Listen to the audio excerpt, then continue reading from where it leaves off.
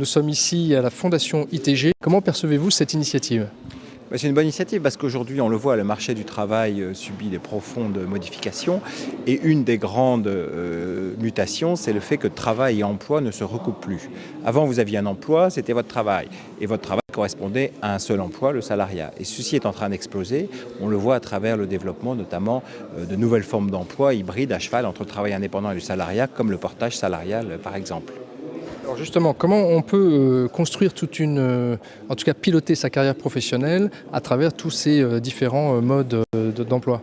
C'est clair qu'on n'est pas tous égaux face à ces mutations et que certains vont malheureusement subir ces évolutions et d'autres, parce qu'ils auront les capacités, la formation, les compétences, vont pouvoir en profiter et en tirer profit.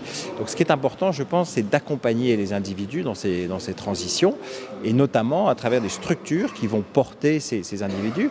Le portage salarial est un exemple, mais l'intérim aussi est un exemple, où les entreprises de travail temporaire enchaînent des missions successives pour les intérimaires tout en leur apportant une protection sociale. Le travail, l'emploi, le parcours professionnel sont extrêmement évolutifs. Est-ce que vous pensez qu'aujourd'hui on a, en tant qu'individu, les moyens pour piloter sa propre carrière ?